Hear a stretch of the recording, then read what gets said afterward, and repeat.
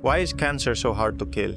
Carbohydrates feed cancer. The evidence is overwhelming. In 2024 alone, in Spain, almost 300,000 people received news that would change their lives forever. You have cancer. You are a cancer patient. My colleagues want trials with 1,000 patients. What very simple recommendations would a person give who wants to eat to prevent cancer? Fundamental things that were done in the countryside in Spain for the past 50 years, we're talking about the person who wants to prevent. For someone who already has cancer, the diet is different. There are other types of less well-known habits that cause other types of cancer. There is something very important, and people know it, but they don't pay attention. It's properly prescribed physical exercise in oncology, personalized nutrition, emotional support, mind-body techniques. Today, Dr. Pere Gascon talks to us about all of this. Dr. Gascon is the former head of the oncology department at the Hospital Clinic in Barcelona. He is a doctor in oncology, hematology, and internal medicine. He holds 3 doctorates obtained in the United States, where he lived for 14 years. He was even recognized as Doctor of the Year in New Jersey. You're about to hear a fascinating talk that will give you a very different perspective on cancer. Welcome to Better Than Yesterday, Dr. Perez Gascon. How are you, doctor? Welcome. How are you doing? Very well. I'm very happy to be here in this beautiful place. The sun and your gardens have dazzled me.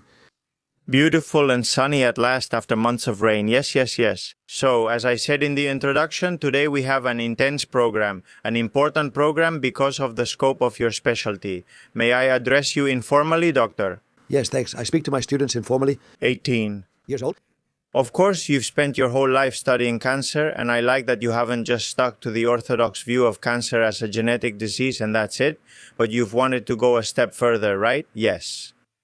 And we're going to talk about cancer as a metabolic disease. What does it mean, this thing we hear a lot now, that cancer could be not only a genetic disease, but also a disease of metabolism? Yes. Look, ever since I was a student, I used to teach classes, Therefore, in my talks, one of the first slides I show to students and residents is cancer is a genetic disease. Genetic aberrations are what drive cancer to grow in a disordered, abnormal way, and so on. But of course, that's just one part of it. And as a metabolic disease, it encompasses all those aspects, let's say, of the human being, the integrative aspect. In fact, inflammation, emotions, the immune system, genetics, epigenetics, that is a whole range of factors that contribute to cancer. And then we'll talk, I imagine, later about the factor of the mitochondria, the energy of the cell, and so on, right? So, metabolic, it means that we can't just focus on the mark, on the genetic damage. This is a damage. It's like a marker, which is a cancer, and genetics helps us a lot to identify that it's a cancer. Breast cancer, thanks to genetics. We have 4 types of cancer, 4, not just 1, breast cancer. When my grandmother died of breast cancer, it usually meant surgery or nothing else. But now, thanks to genetics, we have 4 types. Genetics also helps us with classification in knowing which drugs will work and which others will work. This is just one part, and unfortunately, the whole university and my colleagues, not all of them, but many, are only focused on genetics, right? And if you want, today we'll talk a little about the other things besides genetics. There are many. There really are many. Exercise, nutrition. We're very interested in asking how we can reduce the incidence of cancer by improving our metabolism. I mean, which pathways, a good metabolism, a healthy metabolism, how does it protect us from cancer? Well, look, this is complex, but I'll try to summarize it, right? First, as Hippocrates said, my medicines are my foods, and my foods are my medicines. The first thing we have to do is eat well. That's very important. We're eating worse and worse. And another thing, we're becoming more and more obese, childhood obesity. Before, we used to see it in Americans. Now we have it here, right? Then, get out of toxic environments. Later, if you want, we can talk about the brain and how it influences the cancer process. It was something that only psychologists believed in, and people used to laugh at us. We used to laugh a bit at psychologists. How can this affect mutations and all that, right? Therefore, the energy of the cell, the energetic part that comes from food, is what we eat. Then exercise, talking to you, I think you asked me about exercise, is fundamental nowadays. It boosts the immune system, it increases oxygenation, mitochondria, self-esteem, mitochondria, and so on, right? Therefore, nutrition, exercise, the emotional aspect, getting out of toxic environments, eating. The potential of the immune system, there are many things we can talk about if you want, about how to boost our immune system, which is possible, how to affect inflammation.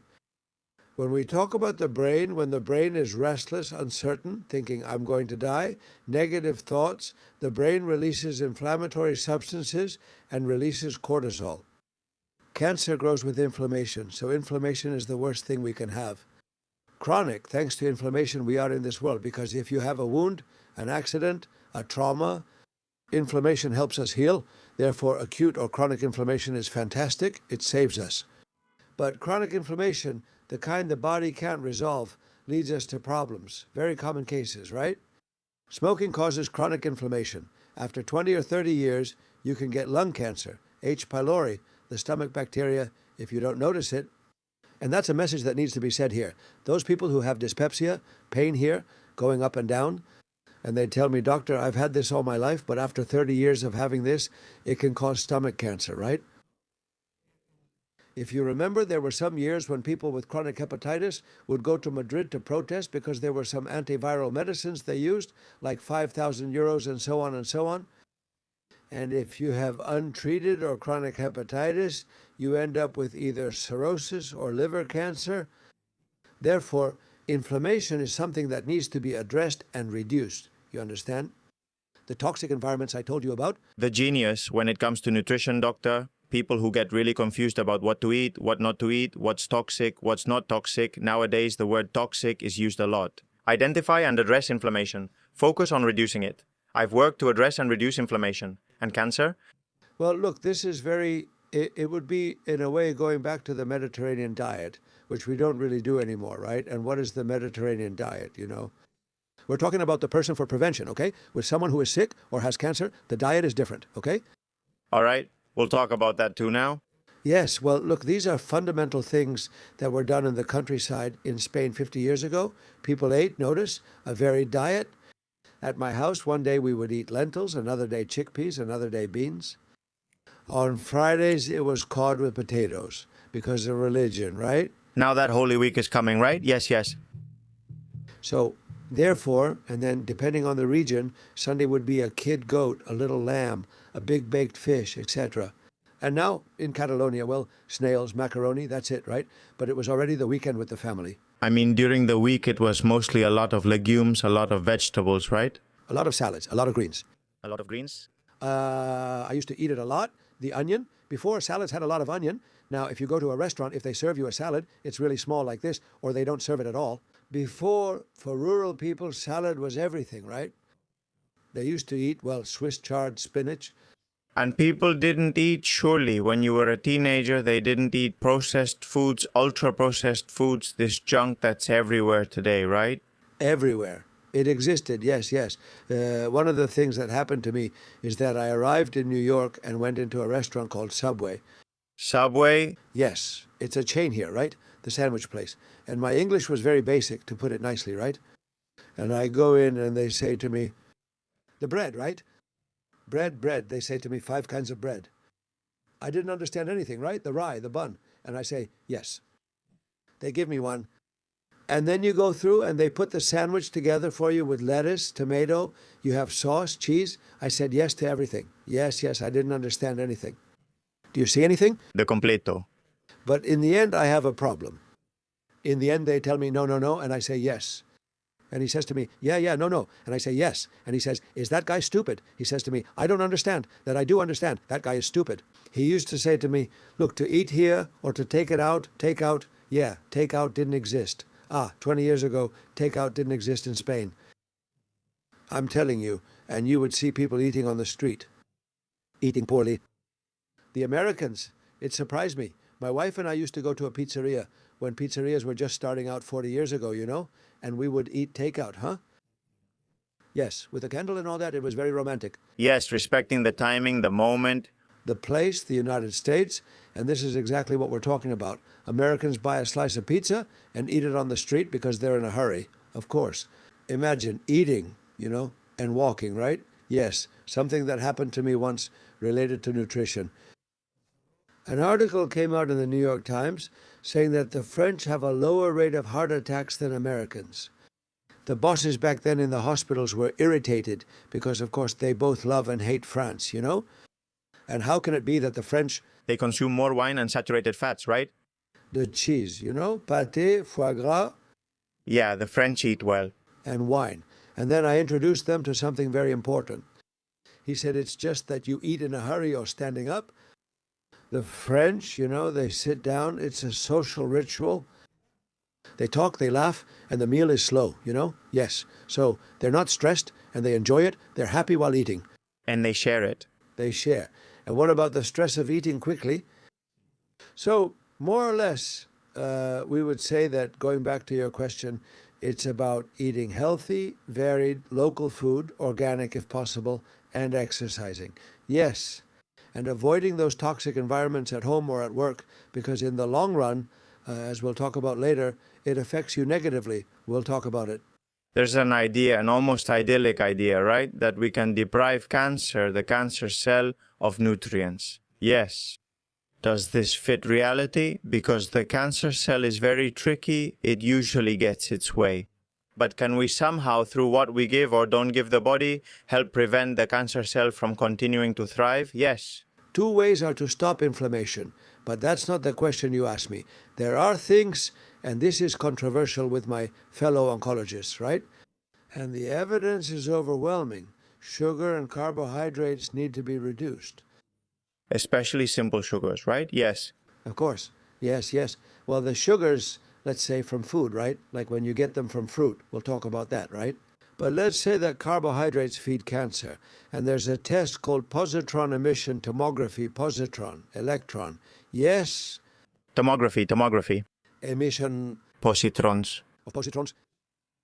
It turns out we give radioactively labeled sugar, radioactive glucose in the oatmeal, and you say, go have a coffee and come back. When they do the computed tomography scan, even a blind person can see it, because the black spots, which is where the radioactive material accumulates, that's the cancer, of course. And if you have metastases in different organs, you have the black image of the radioactive sugar uptake and of the metastases. Therefore, it's more expensive than water. Where there is cancerous tissue, either the primary or the displaced, the metastatic, sugar, what more do you want than this? So sugar, that's the first point. Second, carbohydrates. And here you have to be careful, right? Processed sugar, right? We would say that the one from molasses, the one from sugarcane, is less bad, but you still have to be careful with everything. So, for example, bread. Those who listen to me might hate me from now on, but I never forbid anything. Bread, potatoes, pasta, and rice. Let those who are watching us know that these are carbohydrates, like bananas, right? Carbohydrates mean that we can't have big feasts. We can't have big feasts. Therefore, you have to eat them in moderation. There are people, colleagues from integrative medicine, who almost forbid them, right? For someone aged 60 or 70 with cancer, forbidding them from enjoying themselves takes away their happiness. Enjoying those moments, even while eating, is very important. Cancer can sometimes cause malnutrition and muscle loss in patients, which we will talk about as well. So we would say those things need to be taught. With bread, there is something important, because unfortunately, today's flour is genetically modified. And when we eat it, it can cause inflammatory spots in the intestine, because we have spent thousands and thousands of years eating flour from the fields. Now it's genetically modified, and this is not good for the body. But of course, I don't want to forbid it for everyone. But if you eat bread, just a little bit, not in abundance. And if you find komut bread, that's for people with cancer, okay? Komut or buckwheat is much better. All right, doctor, why in general? A direct, brief question. Why is cancer so hard to destroy? Very easy. You know it. Everyone knows it. Yes. It's logical. We have a genetic program not to attack ourselves. If we attack ourselves, we get autoimmune diseases. Do you understand? So cancer cells are our daughters. As some South American used to say, they are our daughters, but they are like the black sheep of the family, of course, wayward. But the father does not kill his daughters. He loves them just the same, even if they cause him problems. So our cancer cells are twin sisters of our normal healthy cells. And therefore, the body's genetic system cannot attack ourselves, right? If we talk a little about immunotherapy, which is not the time right now, we will see that this has been discovered. The Nobel Prize for the years 2018 and 2025, it has been given in 2 different years, last year and in 2018, to those who have discovered this. Yes. That cell in our body, which is like the general, prevents the immune defense system from attacking ourselves. Of course. And so we've seen then the immune system attacks the cells because of their behavior. You understand, right? And that's why now we see responses. But we've had to wait years and years and years until 2 Nobel Prizes, 4 people discovered an Achilles heel, right? The Achilles tendon, where we can now have spectacular responses. And this is what connects directly with immunotherapy. Yes, it's so the public can understand because they're familiar with surgery, radiotherapy, and chemotherapy. Yes, those are the classic cancer treatments. Yes, but now immunotherapy appears, which seems to revolutionize the field, right? How does this immunotherapy work? I almost explained it to you. I'll try gradually. Okay.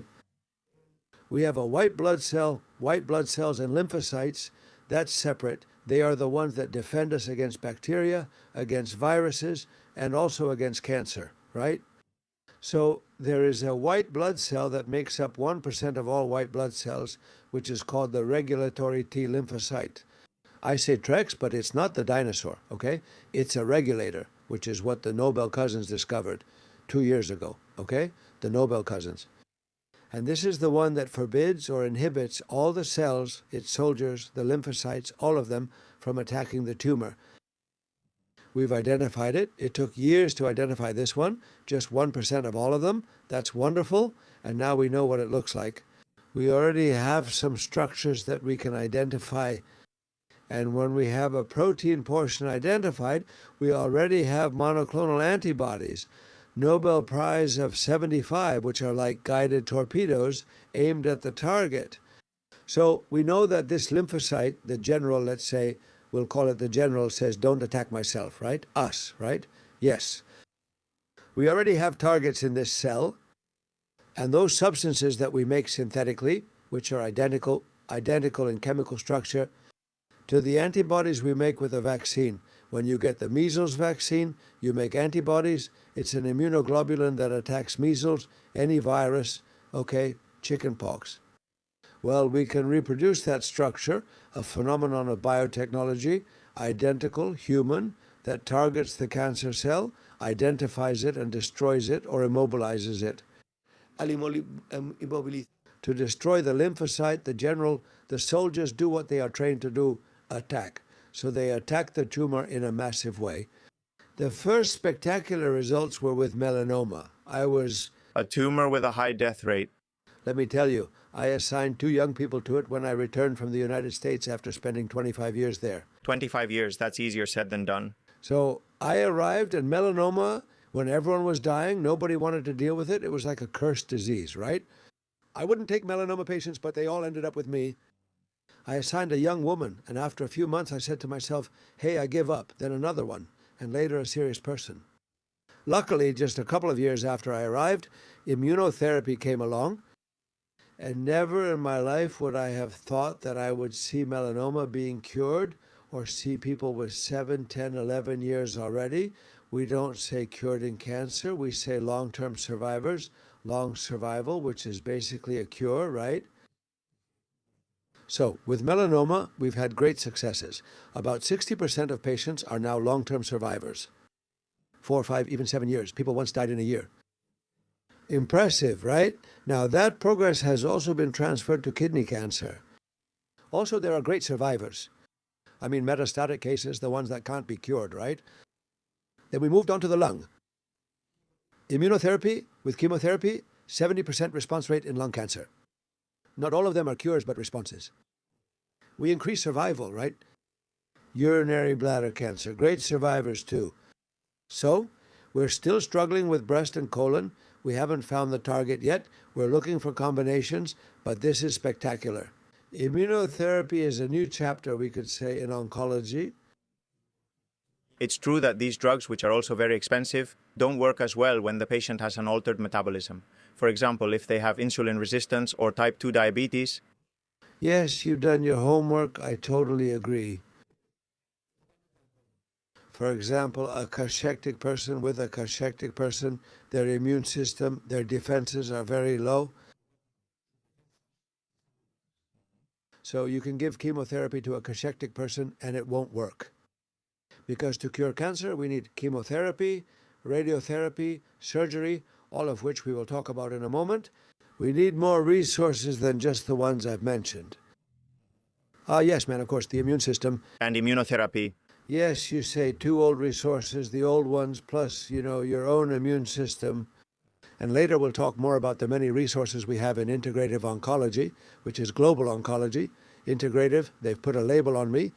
I'm more allopathic than anyone. I still have mice doing research. If there's anyone allopathic in Spain, it's me, because I have more years in oncology than Captain Thunder, as we used to say in my time, right? But the body's immunology is extremely important to get rid of it. For example, in leukemia, where there are trillions of cells circulating in our blood, it turns out we never eliminate the last cancer cell. The immune system does the sweeping. Therefore, it's essential to have a good immune system. It's essential to have good nutrition, and something that came to mind when you asked me the question. The gut microbiota. It has been seen that people with a well-balanced gut microbiota have better responses to chemotherapy and immunotherapy. That has been published. That's great, very interesting. You have developed a training program in integrative oncology called Ciencia, right? Yes. Do you want to explain to the audience what it consists of? Look, teaching comes from, I'm very curious, I'm integrative, I learned it in the United States. I used to ask the patients. I had many South American patients, herbs from Brazil, from Mexico. Nobody know, okay? Nobody know. So, with Sergio Abanades, who is also a doctor, not an oncologist, but a great doctor, he's done research in London. He and I said, hey, why don't we do something to inform our colleagues about something that's in what I was talking about? This diagram, I don't know, it's 10 aspects, 10 characteristics of cancer that we see in any oncology talk. This diagram appears. Instead of talking about genetics, which everyone knows, let's talk about the other holistic aspects, integrative ones, and we create a university diploma that lasts a year, We had a very successful first year with great reviews. We are very happy. This year, we're starting the second edition, probably next month or so, and it's about informing healthcare professionals that cancer is more than just genetics, more than just chemotherapy and radiotherapy. I'm an allopathic doctor and former department head in the United States, and here, I also do chemotherapy, so you're talking to the right person. But we have to look at aspects of mental health, nutrition, exercise, what we'll be doing this morning. That's all you discuss, endoscience. Exactly. And for example, we have three great ones. Mario Redondo, Francisco Toru, and Angel Melendez, who have a gym, an oncology gym. Mario has been here, really? Yes, he has. They talk on this program. Yes, he's a friend. He has his center in Madrid. But it's spectacular. It's really good. They are dedicated to, these people speak in our university diploma from Nebrija University. And guys, if you're really interested in integrative oncology, if you want to go deeper with up-to-date and quality training, then Dociencia seems like a very valuable option to me. It's a university expert program from Nebrija University in Madrid, which also has the scientific endorsement of Spanish Society of Medical Oncology. It offers a practical, multidisciplinary approach to understanding cancer specifically as a metabolic disease, which we're explaining. It covers exercise, microbiota, nutrition, stress, environmental toxins, and supportive treatments within the body, comprehensive oncological care. Made for healthcare professionals looking to thoughtfully integrate this into clinical practice while staying within the clinical framework. And the good news is that we always make an effort, and followers of the channel get a 10% discount if you use the code EMPODERA for the training. So now, let's continue with the episode. I give an hour, for example, of introduction to cancer, the biology, a bit, so that people know about side effects, etc., and then I give a whole hour. Sergio Abanades talks about something very interesting, which is about non-patentable drugs. Look. We don't have non-patentable drugs, and mushrooms, I give a 1-hour lecture on medicinal mushrooms. But psychedelics or? No, not this, Peyote, no. No, not this, no. Medicinal mushrooms. Reishi, cordyceps? Cordyceps, maitake, shiitake, and a very important one with anti-cancer properties, which is Coriolus versicolor, or turkey tail, turkey, very interesting. But they all have anti-cancer effects, but of course you won't see anti-cancer effects by tomorrow, right? But pay attention to mushrooms. There's a very well done study published by the British Journal of Medicine from England, where an American researcher went to China for 10 years and studied two populations of women, right? Some of them consumed, every day since adolescence, 4 grams of dried mushrooms in an infusion, like we drink coffee or tea. And with another group of women, same age, non-smokers, identical, right? Identical cohorts, and these did not consume mushrooms. Well, he conducted an epidemiological study where 80% of the women who had been consuming those mushrooms daily since adolescence, like we drink coffee, don't have to get mammograms, compared to those who did not consume the mushrooms. And there are randomized studies, chemotherapy and mushroom, chemotherapy and placebo, where you see between 9% and 19% higher 5-year survival rates in the group that takes the mushrooms. But of course, my colleagues, and yes, even myself 10 years ago, were a bit, not exactly strict, but very closed-minded. Protocol, protocol, protocol, and that's what my colleagues want. They conduct trials with 1,000 patients, 2,000 patients, 500 patients. So the studies you see on mushrooms that are published are meta-analyses of 450, 200, 180, 90, 220, you know? And they've managed to get 2,800 patients, all with placebo, and they publish this meta-analysis. I'll keep the information since I'm interested in reading it. Yes, it strengthens the immune system and has an anti-cancer effect, but of course it's more preventive than curative, of course. But all of this is what we mentioned at the beginning, integrative medicine, integrative oncology, one of the fundamental foundations. It's prevention. It's prevention and improving the patient's defenses, right? Yes, continuing with prevention, well, the public already knows that there are certain habits that cause certain types of cancer. The most common and well-known is exposure to tobacco smoke and lung cancer. Now it seems that vaping can also be dangerous, right? But are there other types of habits that are less known or recognized by the public that cause other types of cancer? Yes. Well, one was requested at the GGMT in the Llobregat River. This is history, right? But just so you can see the effects of the Llobregat River, there were textile factories at the beginning of the 20th century, right? Catalan textiles were well known. Then the English came and started to dominate. But they dumped aniline. Aniline. Back then, there were no regulations. The paper mill was from Pontevedra. Do you understand? If you go to Pontevedra, they dumped all that. They wiped out the shellfish and fish from the Pontevedra estuary. I'm talking about 50 years. Luckily, aniline is so wise that it regenerates itself. There will be shellfish gatherers and fishermen from Pontevedra, because they dumped cellulose. In the cellulose factory, they dumped it. Aniline caused urinary bladder cancer. Bladder. Urinary bladder, aniline, die. Now, they don't dump it anymore, since this has disappeared. For many years, just imagine, everything that reached Barcelona, which is the Llobregat Delta, there were about 4 harvests a year. You ate lettuce, you ate spinach, fruit, everything. Everything. Exactly. So then, for example, benzene. In exposure, truck drivers, people who work at gas stations, the fumes, that's why gas stations are very well ventilated. Benzene affects the bone marrow and can cause leukemia, multiple myeloma. These are things that are already known and reported in the media, right? But there's something extremely important, and people know it, but they don't pay attention. We're already living in a sedentary society. Yes. Fatness. Fatness, weight gain is related, and very much so, to colon cancer and women's cancers, like breast and endometrial cancer. As for the rest, possibly as well, but categorically, those cancers, right? Being fat is bad. There's something important that when I was in college, it was said that fat is the body's energy storage. The fuel, right? Yes. It's like the camel, which instead of carrying water stores energy, the little belly of happiness, right? And that's the energy for times, yes.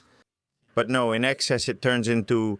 But there's one thing that's very well studied. Fat releases substances, and among them, inflammatory ones, of course. If you have a very fatty tissue, and in abundance, which keeps releasing all kinds of substances, but among them inflammatory ones, cancer needs to have a mutation. Our body produces trillions of cells a day, trillions. We're rich in something, right? Do you understand? Some come out defective. The ones that are very defective are already born dead. The one that comes out very defective, the body doesn't see it as mine and destroys it. But the one that has some mutation and doesn't behave abnormally, it gets into the tissue, any tissue, and it's hibernating. It's hibernating. And when there's an increase in inflammation due to the environment, we'll talk later about restlessness, anxiety, and so on, or toxic environments. Or fat, there's a greater predisposition for those dormant, frozen, hibernating cells to wake up. Very interesting. And there's another topic I wanted to ask you about, Doctor, which is the issue of microplastics and xenobiotics. Do you think they're playing a role in the incidence of cancers? Yes. Yes, well, look, for oncology studies and to do epidemiology, you need 10 years, in 10 years, 20 years, 20 years, right? But we've known for a few years now that plastic particles have been found in fish. But you also see other things in newspapers. You do an autopsy on a person nowadays and you find plastic particles in the brain, in the breast, in the bone, in the liver. Yes, everywhere, everywhere. And there's something that made me think, of course, this is very new. We don't know. We don't know the impact. The problem with plastic is that in the immune system, it's so inert that I don't recognize it. And the macrophages, just like with a grain of sand, those who work in mines get silicosis in their lungs. Yes, the macrophages eat it. Exactly. They eat it to eliminate it. And if you overdo it, well, they get saturated, and then the disease comes. But then the plastic is not detected by the macrophage, and that's a problem. What about us? What could happen? I don't know, but it really worried me. I visited a salt mine. It was abandoned, but now unemployed youth have reclaimed it from their grandparents. And the salt mine is very interesting. The water comes out extremely salty from the mountains near the Pyrenees, right? It also has a pool where you float due to the salt. And when we go to see where the water falls, etc., they tell us that they had found plastic particles. Look, here we have a mountain like the Pyrenees. Please, people should drink water from the Pyrenees. It's the healthiest there is. Careful, huh? Careful, right? But in that salt mine, the water passes through millions of tons because there used to be a sea there at one time, and from the salt comes the super brine. Well, even from the clouds, not just from the sea, they already carry plastic particles. When it rains, it seeps in, and after years and years, it ends up in the water we drink. So I don't know what will happen in a few years in the rivers and so on. They're everywhere. But of course, this is already in the clouds. It's in the air. We breathe it in, right? There's another interesting thing that came out 2 years ago at the European Congress of Oncology, and it wasn't widely covered by television and radio doctors, but a study was done in Vancouver, and they went to the place with the most cars. In Vancouver, everyone lives below ground because it snows there all year round. But anyway, during the time of cars, they went, let's say, to the square where there is the most pollution, and they took about 40 healthy individuals. They had never smoked, they had never smoked. That was presented in Paris 2 years ago at the European Congress, and they performed what's called a bronchoalveolar lavage on them, a bronchoalveolar wash that's done today to look for cancers. So you have the liquid, the serum, and you exhale it, and with the exhalation, they always remove cells that are in the bronchus.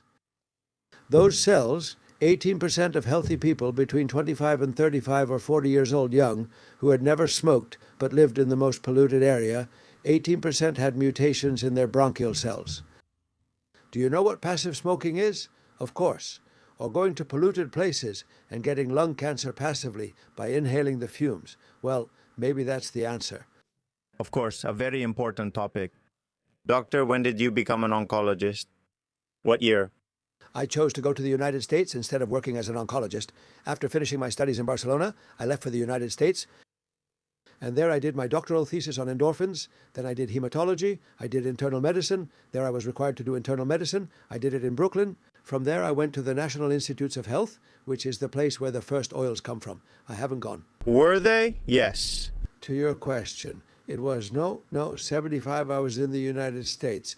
My oncology was in the 80s. In the 80s, and from the 80s until now, which is 2026 in these 40 years, 46, do we have more cancer than when you started working? Yes. Yes. That's a good question. And 10 years ago, All the oncologists would ask us that question at our meetings whenever we gave a talk, right? In the city or anything like that. And we would say, no, no. What I used to say back then was, look, my grandmother died at 71 from breast cancer, okay? All right. And my aunt and my mother, I was 7 years old, and a grandmother is like a second mother, right? Yes. And I heard, it stuck with me. I was 7 or 8 years old. It stuck with me that they said, my aunt said, hey, Mom has lived 71 years, done everything, has 4 grandchildren. What else does she want? She's done it all, you know? She became a widow, and well, now it's your turn, right? It's your turn to die. 71 years old? Say someone is 70 and they'll slap you. A slap, yes. Oh, yes, yes, yes. It does. So we were saying, we have extended women's lives to 85, 86 years. We've extended life by about 15 years, and men too, up to 80 or so. When I was studying, the average age was 65, 67 where I was born. But when I was born, right? Roosevelt made a mistake, President Roosevelt, with Social Security, the Social Security system, right? Because when people lived to 65 years old, he said, well, let's pay them for 5 years. To the old folks, right? 5 years. And they kept living. Now I went, a friend of mine, you know, I went to her funeral. She's American, a close friend, who married a Basque. She died at 100 years old. Of course. And I went to her 100th birthday, and then she passed away. The birthday was in August. She died in December, 100 years old, of course. 35 years paying Social Security. There's no government that can beat that. But anyway, so your question is that we live much longer, men about 12 or 13 years, women about 15, more than cancer. Yes, that aging, it's logical, let's say, more cancer because of age. And then there's more awareness of cancer in the population. Why? Because when I was studying, there was the silent code. Yes, people didn't say cancer. Cancer was a cursed word. Taboo, taboo. Notice that the hospital now called the Gran Reynolds of Barcelona, which you see on your right when you come from the airport, located in the Bellvitge Health City, was given an oncology institute. They wanted me to work there, but I was still training and said no. They had to remove the oncology institute. People weren't going. A cancer hospital? No way. I wouldn't take my parents there. Just imagine. No, I wouldn't go. Well, I would go, but they replaced him with a famous Catalan virologist who discovered in New York the connection between viruses and cancer. And now it's the Reynolds Hospital. It's not anymore. But of course, now people accept it. Young people accept the word cancer. And they even want to be told it's cancer because now people recover from cancer. In the United States, I was surprised when I arrived that people talked about cancer. Well, and movie stars, cancer, cancer, cancer. Because there were people who recovered, because there it was detected earlier, the diagnosis was earlier, everything was more advanced, the scans, everything. So since almost no one was cured here, you know, people would go to the hospital to die. Not like now, when I was a student, but before, in my grandmother's time. Well, now people are more aware of cancer. Women go to the gynecologist. Cervical cancer, we see it. Do you know who we see with cervical cancer? In Spain, immigrants. South American or Saharan people, well, because they don't go to the doctor. And it's very sad to see a 25 or 30-year-old person die from a totally curable, preventable cervical cancer. So, with prevention, women examine themselves, notice something, or go get mammograms, and therefore we have made progress in early detection and in saving lives. But that's not true. This is what I used to say 10 years ago. Exactly. We're seeing a lot more cancer in young people, breast cancer at 23, 25, stomach cancer at 40, you know? That didn't used to happen, you understand? And if I had to say the main factor that causes that difference, cancer in people, I mean aggressive cancer in very young people, what is believed to be the cause? They say it, a real mess. Smoking, toxic habits, women who are mothers and work now, they have work stress. Before, you had to be careful with women. Of the family. The family, but a pleasant kind of stress. I take care of my children, my husband. I work a lot, but it's something where I manage my time. I get up when I used to work a lot. They were saints and they are saints, right? But it's still stressful. I focus on the word distress in American English. Distress is the bad kind. Women have now joined the workforce. Stress is toxic for me when getting up. This time they aren't seeing their partner, you know? There are more divorces than ever. Yes, divorces with children involved. Therefore, there has been a social stress that didn't exist before, 45 years ago, the pollution in the cities. Well, and another thing that isn't talked about, but I'm sure you've touched on it here, 4G, 5G, right? We live in the cities inside a coil, a transformer. We have electricity cables, fiber, radio, television wrapped all around us. We are antennas. When we go through a tunnel, depending on the tunnel, right? Because they penetrate us. We are antennas. We are completely, constantly bombarded by waves. And is there any evidence of that? Has any connection with cancer been proven? Because there's a lot of controversy, but nothing is clear. Yes. I've heard it sometimes on television when controversies come up, right? The controversy about cell phones. And I'll tell you something. I used to say on television, look, when a teenager spends an hour talking to their boyfriend or a friend, an hour with this here, this isn't healthy. It's not healthy. Well, we don't know what happens in 10 years. Cancer doesn't happen in 1 or 2 years. Like I said, smoking takes 20 or 30 years. Pleural cancer, you know, from asbestos, from amianthus. It happened to my uncle after 40 years of working with amianthus. So I don't know about cell phones. I don't know what will happen in 10 or 20 years. Sure, just as a precaution, right? But it's not healthy. It's not healthy. Look, and also now people, or deafness, right? We already talked about it, right? But of course, they did tell me something important. Heat can cause cancer. People who used to have pipes, you didn't see pipes before, but now intellectuals, people who are a bit cultured and all that, they like to carry a pipe, right? Mouth cancer. The lip, yes, the lip, the heat, right? So the first mobile phones, which were like a machine gun, I had one in the car in the United States. They were Panasonic. They were like this. They were huge, right? They generated a lot of heat. You put it here and it gave off a lot of heat. The heat could cause cancer. The current ones use waves. They don't get very hot. I mean, it's like that for an hour. Therefore, studies were done in Sweden with cell phones. And they took, today we take all the patients in all of Sweden with brain cancer, okay? The hypothesis was cell phone, if you're right-handed, in terms of which hand you use, right? If so, right brain cancer. If you're left-handed, then this. No, it doesn't work. Wasn't it like that? It wasn't like that. So, of course, it's something. There's uncertainty. I think it's not healthy to talk for an hour with something with electromagnetic and radio networks, you know, in your ear. I think it's not healthy.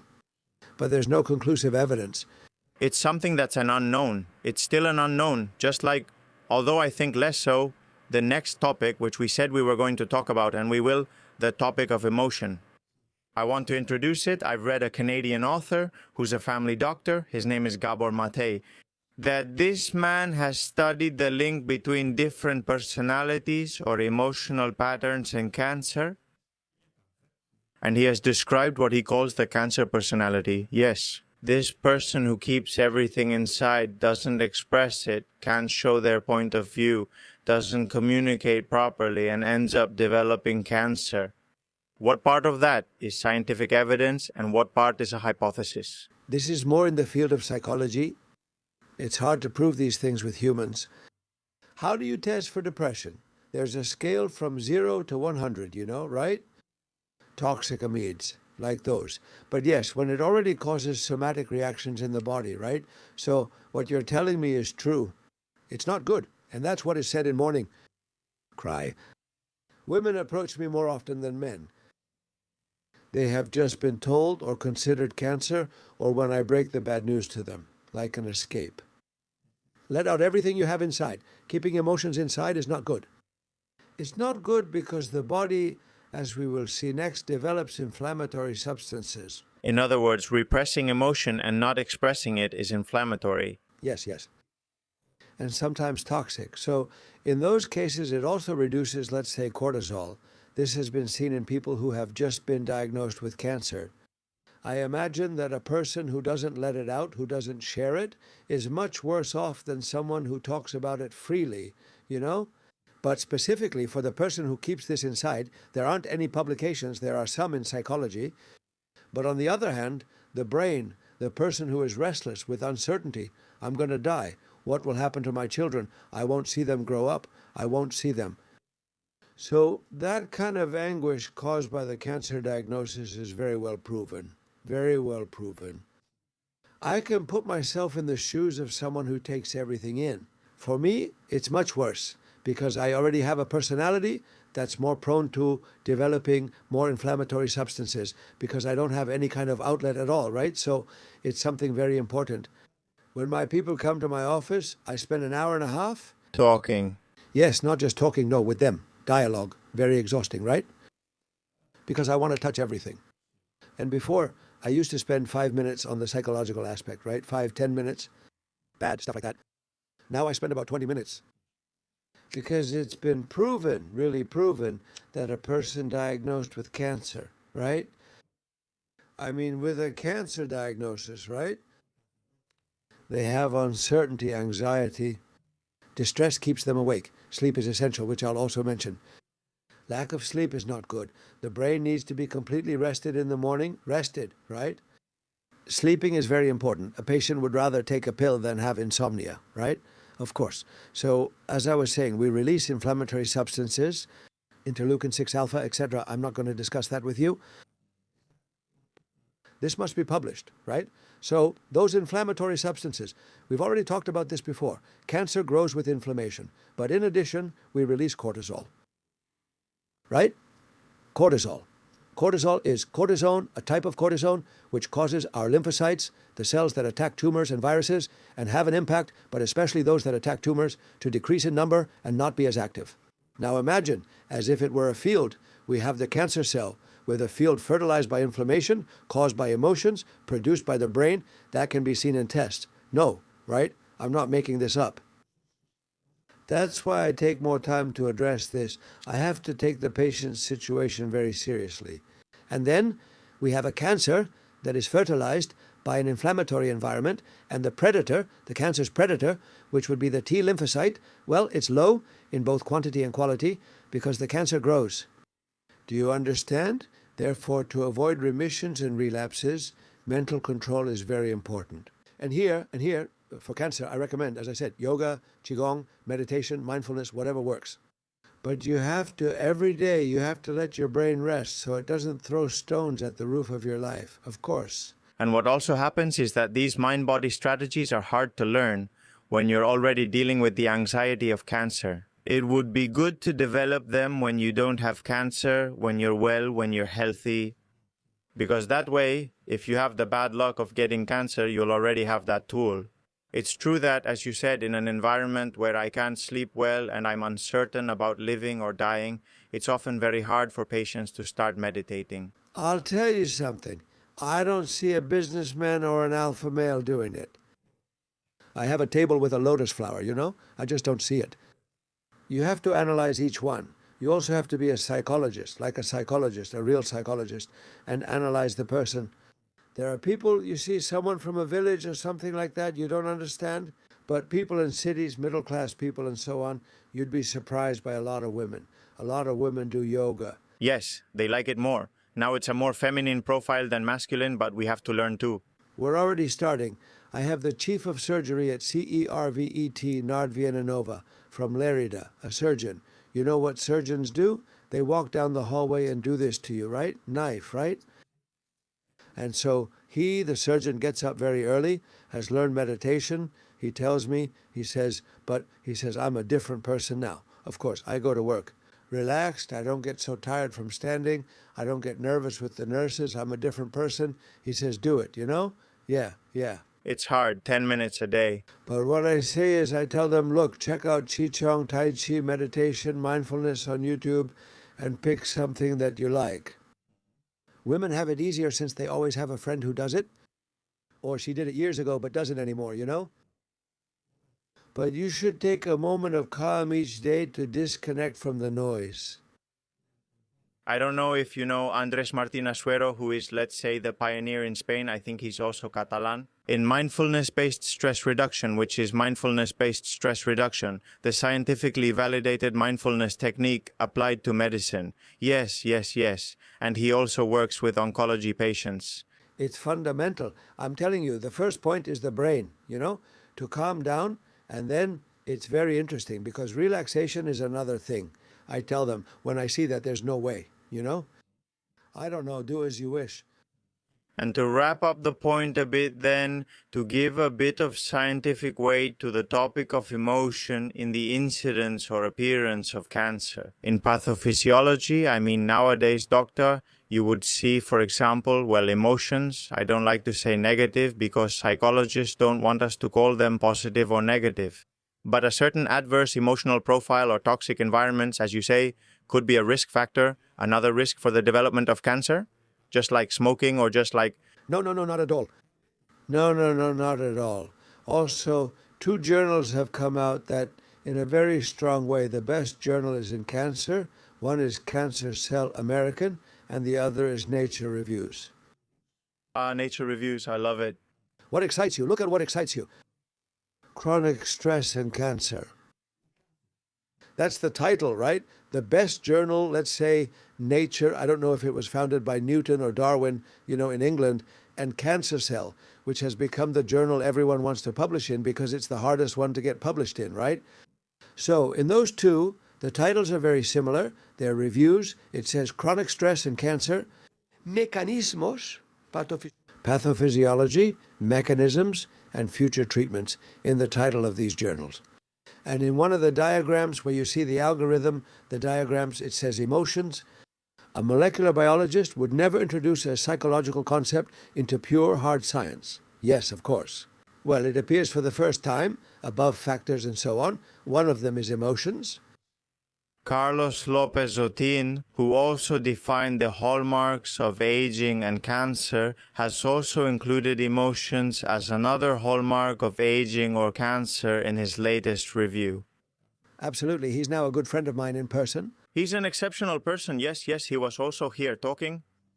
Well, let's move on to something more down to earth, which I'm sure Mario Redondo talks about in your master's program, but it's about how eating well and exercising physically influence cancer treatments. In terms of effectiveness, I mean, I have a tumor, they're going to give me chemotherapy, radiotherapy, or immunotherapy. What's the difference if I do things right and train strength, eat well, versus not doing it? Look, there are two perspectives, the same, right? One is exercise in general, and the other, which has become trendy, is from the trunk up and muscles, right? I said do exercise. And exercise has tremendous benefits. First, a person with cancer who can do the exercise they did before, their self-esteem, well, it can't be that bad because I exercise and I can handle it, right? Second, you go to the bathroom better because exercising stimulates the digestive tract. Many people with cancer tend to be sedentary, right? So they're constipated? No. You have to walk, run, swim, whatever it is, Then, if you do exercise, not violent but significant, the muscles release myokines, substances that stimulate the immune system, right? And then, very importantly, you don't gain weight, Poor people benefit by being more tired at night. The exercise is tremendous. Eating, obviously, is part of what we mentioned before, right? You eat well, healthy body, right? And your body, no processed foods, which I imagine you guys have a lot of here, right? You deal with it often. I meant, for example, do they have fewer side effects? Radiation and chemo are known to be aggressive on the body. Do they tolerate that radiotherapy, that chemotherapy better, or is the treatment more effective? There aren't any right now. Clinical studies are being done where exercise is included, but the exercise isn't really to see if there's more or less cancer. But everyone agrees that exercise is better, right?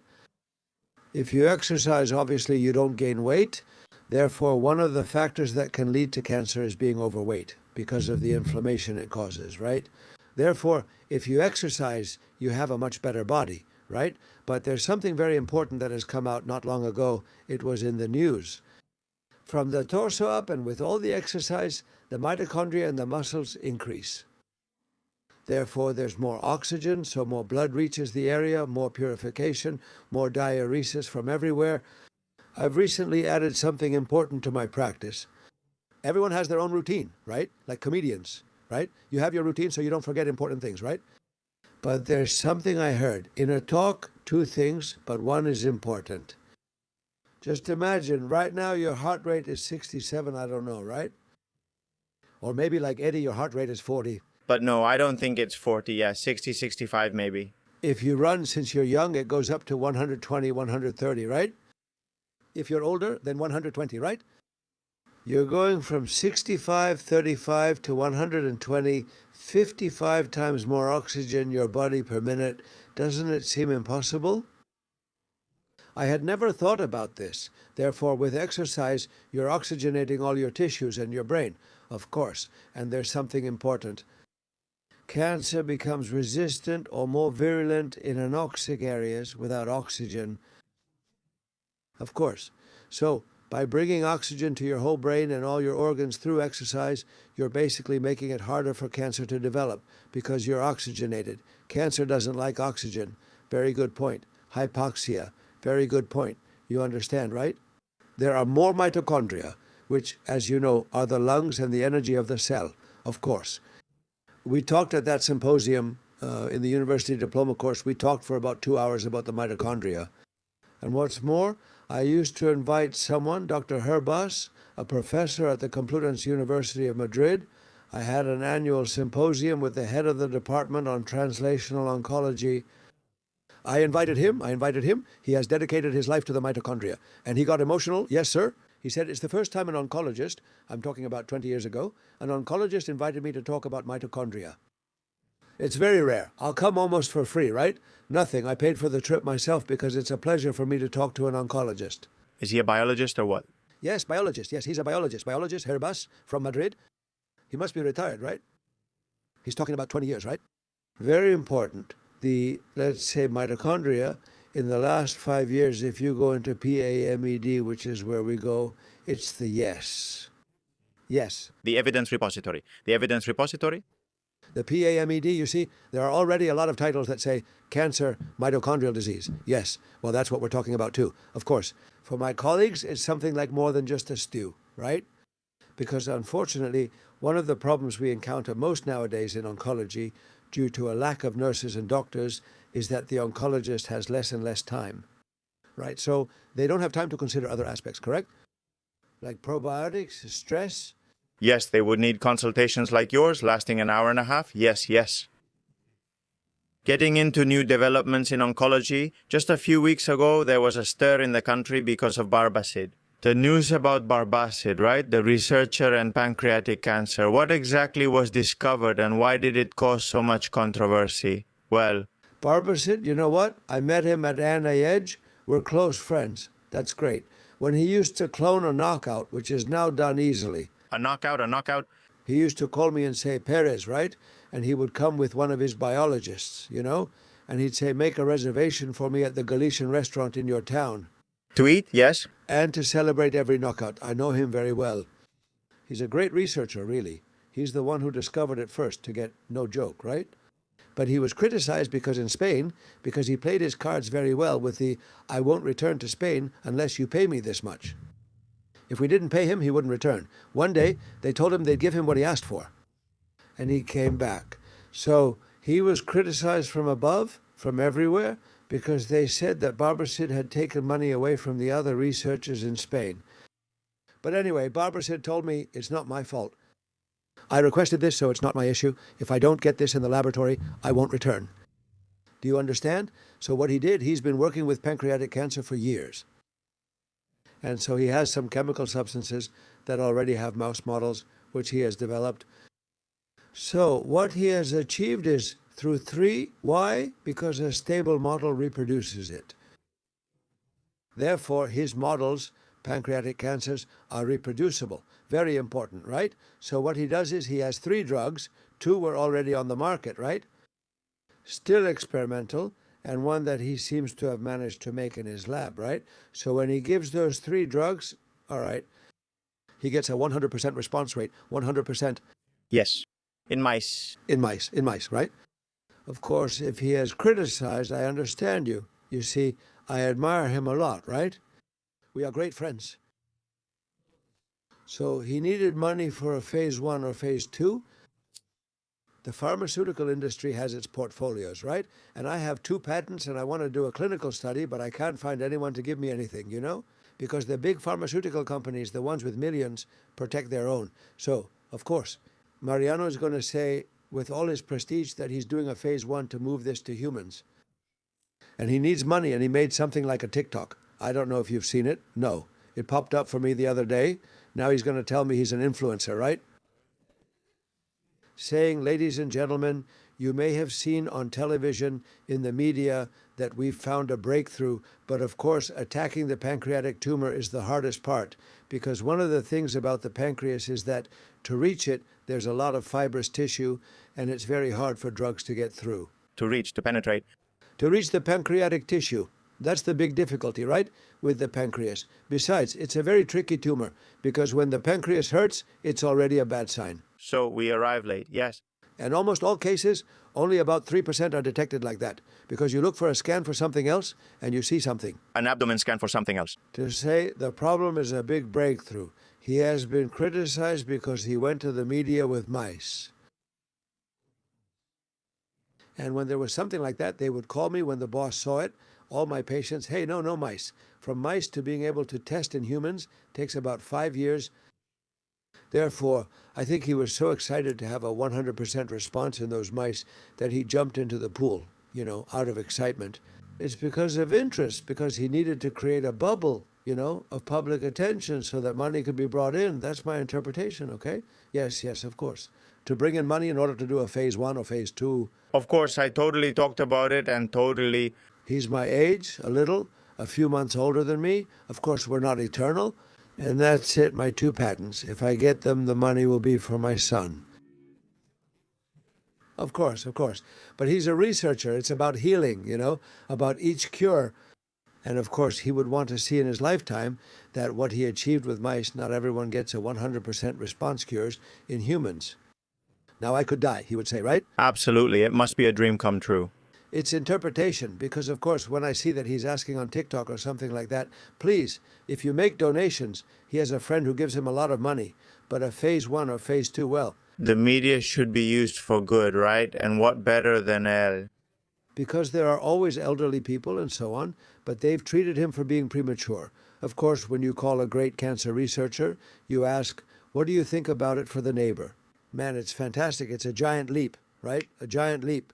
We have 3 drugs that we can modify, but it seems that pancreatic cancer, sooner or later, with that approach, we can control it. No, it's 3 weak points of the cancer. It's not 3 blows attacking the same spot, no. Attacking the cancer with 3 drugs through different pathways, right? Well then, of course, it's been criticized because the progress has been made in mice. That's the only criticism you can make, but hey, he discovered it, so it's in his... Of course. He's within his rights, of course. Well, I don't know if you're still in touch with him or not. I would love for him to come here one day and share all his research on pancreatic cancer. Ah, yes. And that will probably, in the end, also creates more buzz and could eventually lead to more funding. But I'm telling you, we used to call each other a lot more. Now it's just 2 or 3 times. His wife has an important master's degree at CENIO, so I give a talk there each year, and we see each other occasionally. That's great. We need to give a voice to researchers like that because it's very important. Great, that's awesome. Thank you very much. Well, doctor, don't you think all oncology should be integrative? Nowadays, when someone asks you what integrative oncology is, how do you respond? Well, look, first of all, integrative oncology would be what, in a rational Spanish hospital that didn't want to use the term integrative, would be called the supportive care service. Supportive care, okay. And that's what it would be called. But there's analogy, I'm telling you, analogy all over the world to the word integrative. When they don't realize that in the United States, all specialized cancer hospitals, I was there for 25 years, you understand? And in the last, I trained in medicine, hematology, and oncology, then focused entirely on cancer. The Memorial Sloan Kettering in New York. They're oncology hospitals. Yes, only cancer. Only cancer. The Dana-Farber at Harvard, an integrative oncology unit. All right, the Memorial Sloan Kettering Integrative Oncology Unit. The San Silvestre of Miami, Miami Cancer Center, all cancer, integrative unit. The MD Anderson in Houston has one of the most hypertrophied integrative units, let's say, in the United States. Chicago, University of California, Los Angeles, University of California, Los Angeles, all the big specialized hospitals, well known by everyone, have an integrative oncology unit. And in Spain, the word integrative causes an allergic reaction. Why do you think we have that reluctance in Spain? No, because here we are, like in England too, a bit like the tabloid press, right? Do you remember there was a very sad case in Valencia of a boy who had leukemia? His mother believed in herbs and took him to a healer. Mm-hmm. And he said, with vitamins and everything, I'll cure your leukemia. His father got angry. It was all over the press. His father was angry. He was hardly with the mother. You're going to kill your son. No, I'm going to cure him. That's poison, poison. The boy, he died. And before he died, he said, Dad, you were right. So this has been a big thing, right? So medicine that, let's say, isn't approved gets confused. There are no healers. They act with good intentions and don't charge. But you can't cure cancer that way. A tomarte una hierba. And so on. I get it. But what's happening? Also go. The gentleman has all the money. He took things like that. But there's one important conscious negative thing that I want to make clear. It's a medicine like any other with a scientific and proven basis. And it does not reject oncological treatments with evidence. It will never reject integrative medicine. In fact, integrative, it used to be called complementary. But integrative means it integrates everything. In fact, in the United States, when there is a patient, there is the tumor, the oncologist, the surgical oncologist, the radiotherapist, the nuclear radiology specialist, the psychologist, and now the doctor from the integrative oncology unit or supportive care. But it's important because everything is published. But now the big problem, fungi, for example, right? Fungi. I've said that in one region of China, people who eat just 4 grams of mushrooms in their lifetime don't get breast cancer, unlike another region. The study with mushrooms and chemotherapy increases the 5-year survival response, right?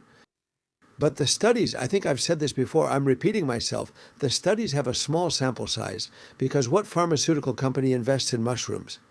It's not patented. Natural products can't be patented. Hepatitaxel, the famous Taxol that's given for lung cancer, breast cancer, and ovarian cancer, is a taxane. It was discovered from the yew tree, right? A yew tree, there are some here. And so you can't patent the formula because it's found in nature. There was a huge, multi-million-dollar lawsuit between the French Dosaver and an American company, both companies, because France claimed that they had stolen the formula to synthesize it. What you can patent is the synthesis, you understand? So you can patent that, but not the formula, because you can't patent vitamin C. You get it? Now, if it's a synthesis where the formula from the yew tree is very complex, then that's unpatentable, right? But you have to watch out, because in chemistry, there are a lot of smart alecks. You can synthesize it this way or another. You have to check, make sure it's alone when you present it, because I can get you the same product in the same way without needing to. So it's difficult, and pharmaceutical companies aren't always reasonable. Of course, yes, that allergy to the integrative concept doesn't make any sense to me. Because surely if someone had a relative who was diagnosed with cancer, besides radiation, chemo, and surgery, they would want that relative to eat well, exercise, meditate, and be emotionally well. And what you mentioned at the very beginning, this is very well proven. It improves quality of life, causes fewer side effects from radio and chemotherapy, and in some cases also increases survival. Of course, but there are many things. I used to give 2 hours of supportive care to medical students. I didn't call it integrative because the curriculum doesn't allow me to. No, he was a very good friend of mine, but I didn't include him. I don't even mention him anymore. But the new head of the department is younger, and he has removed this. Therefore, if we don't teach this in the universities, if we don't teach this during oncology residency, you understand we're doing it wrong. Luckily, more and more people are going to doctors every day, or allopaths like me.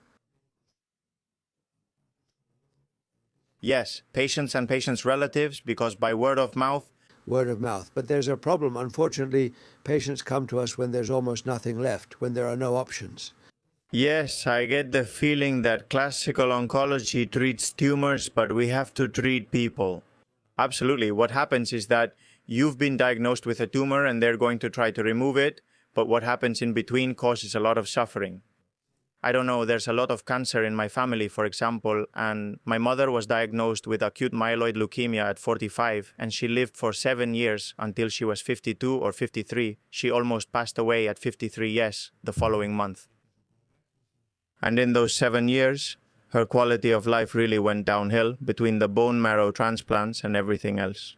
We're talking about the toughest kind of medicine there is. Of course, a transplant is not the same as chemotherapy treatments. Keep in mind that for a transplant, you have to give chemotherapy to completely wipe out the bone marrow, like shepherds do with fields. They have to burn everything down. I took the seeds out and put them into the vein, interestingly into the vein, and they implant themselves in the bone marrow, of course. It was really tough, but that's why I think we have to fight hard to improve the quality of life for patients undergoing treatment and for cancer survivors. Because later, I also had lymphoma when I was 6 years old, and I still have after effects from the treatments. I'm 33 years old today, so that can't be forgotten. And I have to say, it's very important that people with cancer go to doctors, not to me, because I already have, I'm not saying this as advertising, but to benefit patients at the beginning of the illness, we can help much more. Nutrition, exercise, mind-body, parabiotics, probiotics, you understand? All of this, I talk about 5 key points. That's why I spend an hour and a half. I cover all the topics, and I think I help patients a lot. No doubt, no doubt. Well, doctor, I really enjoyed the talk. Let's wrap up, if you like, with a message for all the patients, family members who are going to listen to us, and also healthy people who never want to get cancer. What message would you give after many decades dedicated to oncology? I would say first that now I can say there is life after cancer. I wanted to buy some t-shirts. There is life after chemotherapy. You have to follow an early plan. And if you allow me, there are 4 little things for early detection. When you go to the bathroom, you understand? Constipation or diarrhea. One day constipation, another day diarrhea, okay? A big change in your usual routine, since as you age, you typically have regular habits, right? When there are problems with evacuation, that's important. It's the first sign. Second, when the shape of the stool is different from normal. If there's a tumor, you understand? I mean, like pasta, right? I'm sure you'll end up with a spaghetti or a tagliarini. Of course. If you get a tagliarini, No? you get it, right? So it's important. Then women should get mammograms starting at age 50, a mammogram every year, every year, every year. The cervix, don't forget to go to the gynecologist for your body. Don't smoke, you understand? And, well, about red meat and all that, and that they eat the way our grandparents used to eat. Classic, you know? And that they don't gain weight, exactly. No sedentary lifestyle, no being overweight. They should exercise. Exercise doesn't mean running a marathon, you know? No, just a little is enough. So the message is, there is hope. More light opens up every day. We're moving slowly. Mariano Barbacid discovered the oncogene in 1981. The human genome is from 2001. We still haven't won. I remember I was at ENA-ECH when Barbacid first discovered the oncogene. But at that time I was working at a magazine called Jano about medicine. I went to his lab. Before the news came out, I took pictures of him at the blackboard, explaining it, and I told the magazine Jano, whose editor-in-chief is Doima,